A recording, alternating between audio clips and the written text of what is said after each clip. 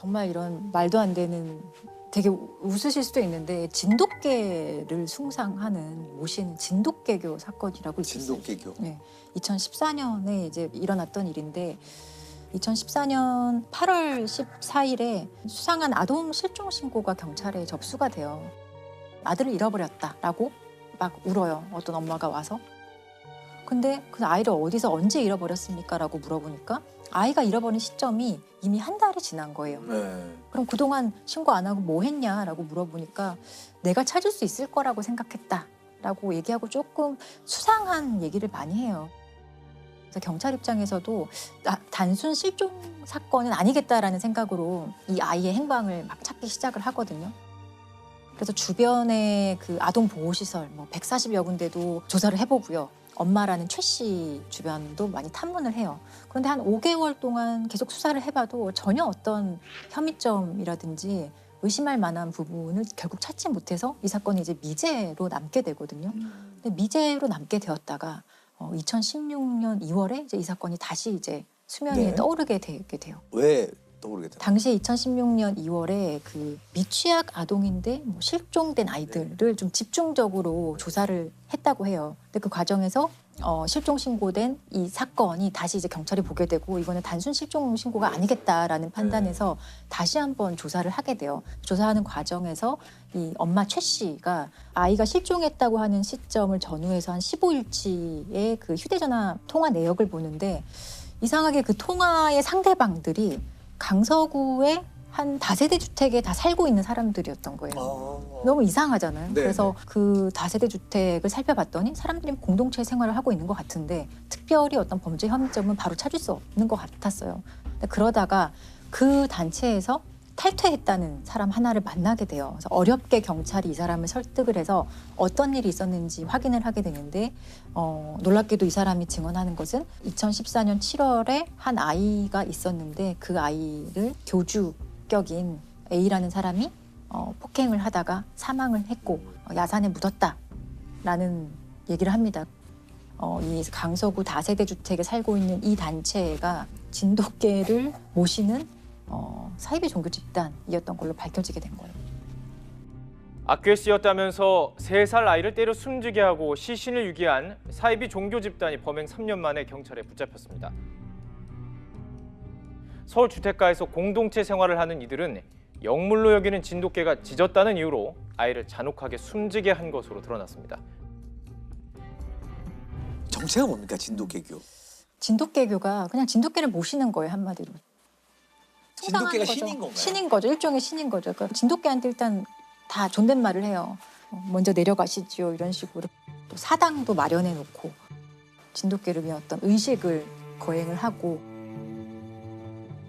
그리고 이 신도별로 각각 진돗개를 모시는 어떤 역할이 있었던 거예요. 어떤 사람은 진돗개의 어떤 뭐 수건을 빨아주는 사람, 앉는 사람, 그리고 뭐 목욕시키는 사람 이런 식으로 각각의 역할 분담이 있었고 동네 주민들의 어떤 증언을 들어봐도 오시는 모습이 누가 봐도 사실 보였던 거예요. 그러니까 이상하다라고 느꼈지만 사실은 뭐 딱히 어떤 범죄 혐의점은 없었기 때문에 이상한 사람들 예, 정도만. 그 정도로만 생각을 했던 거였는데 이제 알고 보니 그 진돗개를 숭상하는 그 잘못된 믿음을 가진 집단에서 아이를 학대하면서 이제 사망을 하게 한 사건을 이제 경찰이 찾은 거죠.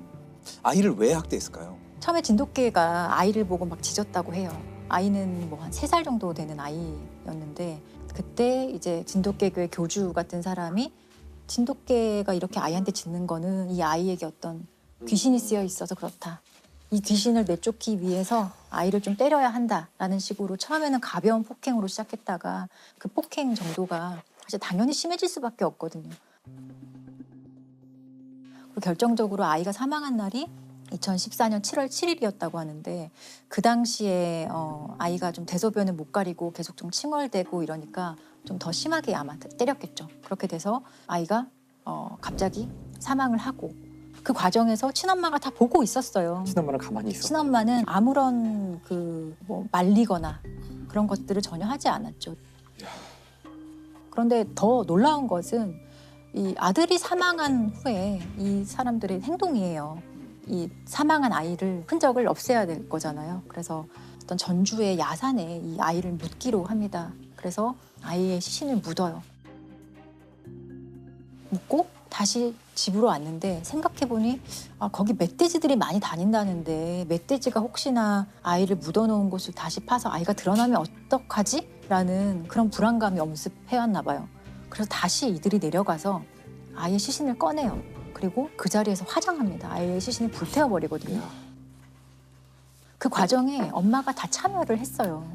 그러니까 좀 믿기 어려운 일이지만 실제로 일어났었던 일이라는 거에 좀 충격적이죠. 이 엄마가 그럼 경찰에 왜 실종 신고를 했느냐? 그것은 그러니까 자기들의 범행이 발각되지 않도록 하기 위한 혹시나도 모를 수사에 대비한 어떤 그 혼선을 주는 그런 목적이었고. 실종 신고가 너무 늦은 거죠. 그렇죠. 이것까지 이 엄마는 이제 교주와 그 진돗개교 사람들이 시키는 대로 하게 됩니다.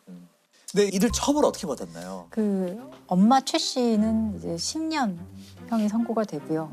아이를 직접적으로 이제 학대해서 사망하게 한 사람은 13년 형이 선고가 되고. 그러니까 죄 질에 비해서는 어떻게 보면 형량이 적은 편인 것 같습니다. 가슴 아픈 얘기네요. 이게 이렇게 좀 호응행랑하잖아요. 이런 종교에 빠지는 심리가 뭘까요? 뭐 기본적으로 사실 사이비 종교에 빠지는 심리하고요. 사기 범죄에 속는 심리가 좀 유사한 메커니즘을 갖고 있어요. 앞서 옴진리교 같은 경우 겉으로 뭐 의사라든지 전문직 성공한 사람이라 하더라도 외형적으로 그럴 뿐이지 이 사람들의 마음속에는 결핍이 있어요. 해소하지 못한 그런 심리적인 문제가 있거든요. 여기 두 번째 상황적 요인이 겹치게 됩니다. 예를 들자면 뭐 옴진리교 같은 경우는 일본의 95년 당시의 그 시대 상황이 있고 거기에 전반적인 삶에 대한 의미의 상실이라든지 뭔가 새로운 돌파구를 찾는다든지 여기에 세 번째 이러한 상황을 노리는 이 범죄자들, 사이비 종교의 교주나 혹은 사기 집단이나 아주 촘촘하게 짜여진 전략이 들어갑니다. 처음에는 그냥 베풀어요. 당신 힘들지, 내가 들어줄게 라든지 또는 그들이 갖고 있는 어떤 자존감, 낮은 부분들, 인정받고 싶은 욕구를 건드려주죠.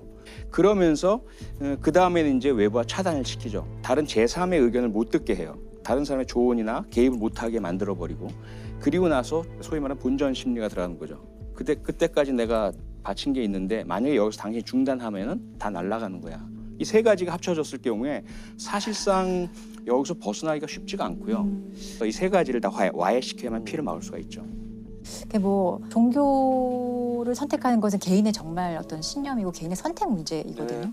본인이 판단 능력이 미약해서건 환경적으로 취약해서건 이런 종교를 선택하고 본인이 그렇게 살겠다고 하면 본인이 책임져야 될 문제거든요. 근데 정말 여기서 이제 문제가 되는 거는 이런 진돗개교 사건처럼 자신의 의사와 상관없이 아이 같은 경우나 의사를 표현할 수 없는 사람들이 그게 세상의 전부인 것처럼 살다가 이렇게 억울하게 죽는 사건이 꽤 있다는 거죠. 사회적으로 이들에 대해서 다른 시각으로 바라봐 줄 필요가 있을 것 같아요. 그냥 그런 가족을 둔 부끄러운 사람이 아니라 이 사람들도 피해자들일 수 있다라는 생각이 좀 들었어요.